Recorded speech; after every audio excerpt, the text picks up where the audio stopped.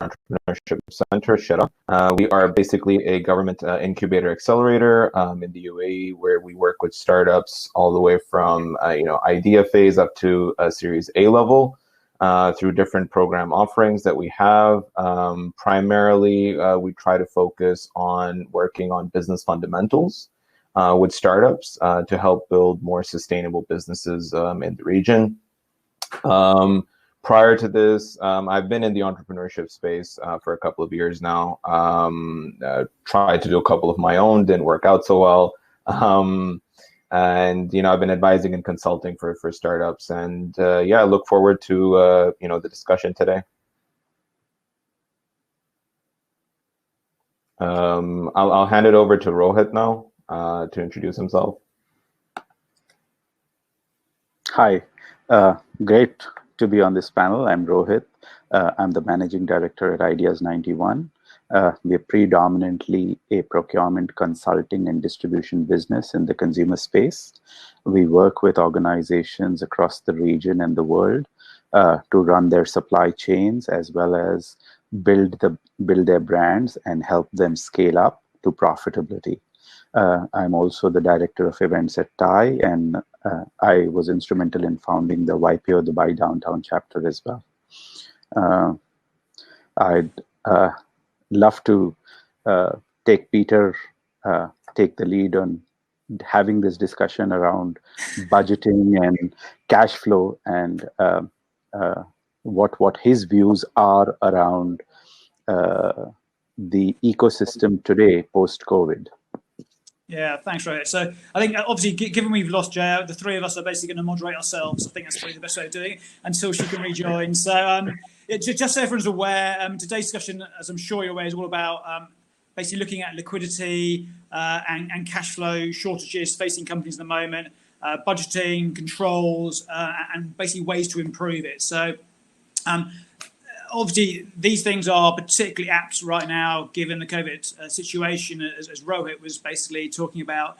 And I guess what I'm going to start talking about initially is probably a bit more around maybe the initial setup that the businesses should be doing and the controls that should be in place. So I think the important thing is, and I guess what's basically played out over the last 6 months in particular, has shown how important it is that owners are on top of basically their financial situation. And by that, I mean knowing where they are, knowing what their liabilities are, knowing what their debtors' situation is, understanding exactly where things are coming from. So it wasn't important before, it is massively important now to ensure that basically you have a good handle on where you are at this point in time, and that handle is up to date and is accurate as well. Now, a lot of entrepreneurs or business owners wear multiple hats, and those hats obviously include sales, BD, marketing, operations, management, HR, etc. So there's a whole gambit. So I think what owners need to generally be aware of is that if they are not personally the right person to be doing kind of the detail, then they need to ensure they have a right-hand person who can do this stuff and can do it accurately, and that they can rely on as well. And the critical thing really is that you give someone that task, they do it, and you know they're just doing it, so that when you see that information that comes out, and that information has got to come out pretty regularly, so at least monthly, you know it is accurate, and you know for certain that is your current position. Yeah. So I think that's the kind of the basis of where you need to start from, and there are many basic software packages on the market at the moment, all pretty cheap. Things like Xero, Sage, QuickBooks, are all good systems basically to be using. Whereas online, accessible whenever you want to get it as well. So I think knowing exactly where you are is the critical point. And I think what's then really proven is also very important, is that you know where things are looking over the next 3, 6, 9, 12 months. Yeah. So I'm sure everyone does a budget at the beginning of the year, but you should update that budget at least once during the year. But what's really critical is having some sort of rolling cash flow on a monthly basis, so that you know where there's going to be a potential cash crunch, and you can forecast and work around what you're going to do to solve that cash crunch. And there are multiple ways which we're going to discuss a bit further about how you can do that. But I think the critical point for me initially is to start on having that knowledge and also that forward-looking book as well. And Rohit, I know when we were speaking about this last week, you were also talking about kind of like having that buffer in place as well. So do you want to kind of like expand upon what your thoughts were there? Yes, thanks, Peter. Was quite informative. My personal belief, and when we work with organizations in the product space, we personally believe that to manage the cash flow, I think what we have realized is 3 to 6 months cash buffer, assuming zero income, is very critical for businesses. That helps you sustain these periods. It has never happened before, but my personal belief is that this is something that organizations need to start doing and creating that cash flow buffer. The second thing, and the other day when we were having the call, I personally believe a lot of people have done cost cutting by reducing staff. I think what is very critical is there are a lot of other things especially in a product business, which can bring the costs down. For example, inventory control. I have seen businesses that we advise and consult with having large values of inventory going up to 160, 180 days.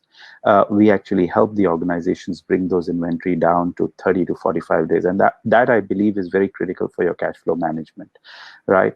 The second aspect is the organizations we work with also, we try and see that they minimize the quantity that they can bring. So a lot of companies order for a 90-day, 120-day sell cycle. We personally believe that if somebody can order for a 30 to 45-day sell cycle, it would be great, right? And that's where we help businesses. For me, the third thing that I think, which is very, very critical. So first thing is having cash. The second is inventory management. The third is, especially in product business, seeing all the stock market and everything rising crazily, you feel you can double or triple your money. I believe in in compounding very strongly. I personally say that if a company can grow 20 to 30% year on year, they would be one of the largest companies in the region in 20 years. And starting with just a small number of $10,000, if you compound it annually by 30%, you land up with $7.5 million. Just with $10,000 compounding annually at 30% in 25 years is $7.5 million. That's what I think organizations and leaders should really look at. So that's my take, and would love to get Hisham's view. He's an avid investor and looks at businesses very closely. So would love to hear your views on startups, especially in the tech space. What are your views? And in the service industry, what are your views? Yeah, for sure. So, both of you made valid points that I completely agree with. And to be honest, in the tech space, it's not significantly different what we're seeing. I kind of want to bring in the discussion a little bit on the founder mindset, aspect of things. A lot of the times, founders are a bit reluctant to be heavily involved on the finance side of things of their business because they don't come from like an accounting background or a finance background. So they're a bit reluctant to, be heavily involved, which I encourage them to be. Like, Peter said, you have to be involved as a founder. There's a lot of, great resources out there to increase, financial knowledge. And the reason, we really encourage that is it comes down to scenario planning, which is really important, right? Even with extensive scenario planning, no one could have probably seen COVID coming, right? And a lot of our companies that we've worked with, they're still managing. It's tough, right? It's not an easy situation, but they're still managing because they were able to really understand, the key cost and revenue drivers of their businesses. And be able to map out different scenarios, over different time periods.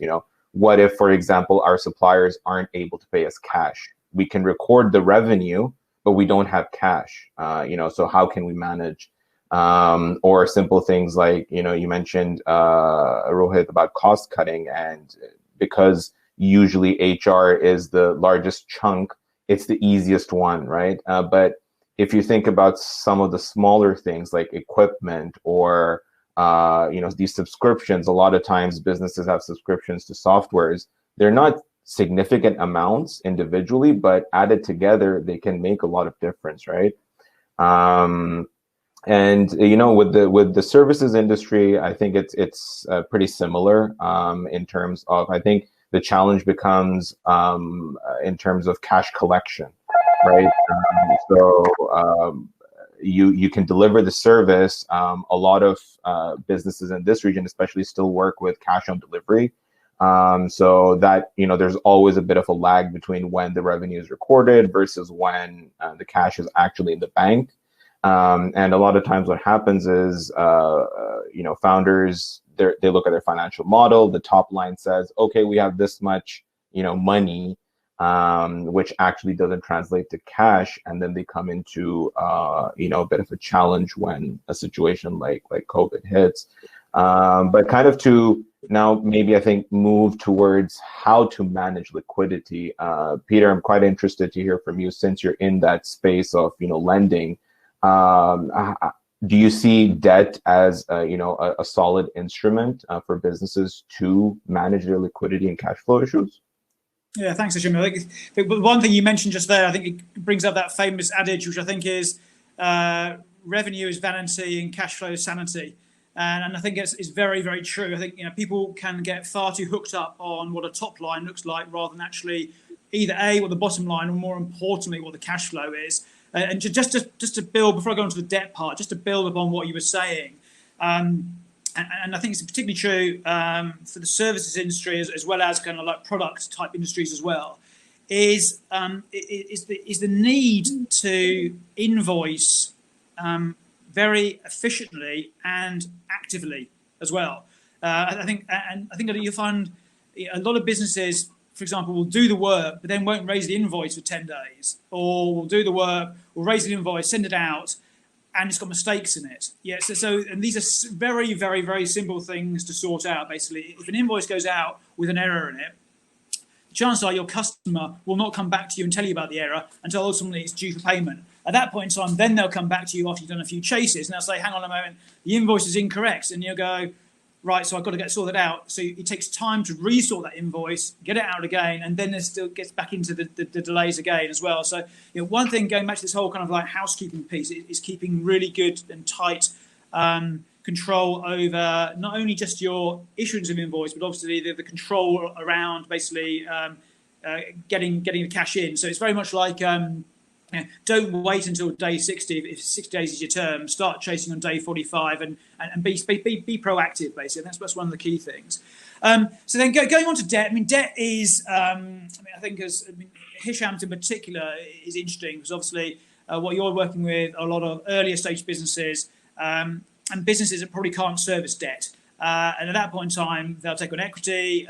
Generally, most founders and businesses will always take on debt over equity because debt is generally cheaper, even in this region where there's quite heavy, almost credit card rates of lending at times. What's critical about debt is that, in my view, it is really matching the debt requirement with the debt you're taking on. Yeah, so basically, don't buy fixed assets using a working capital 90-day turn line.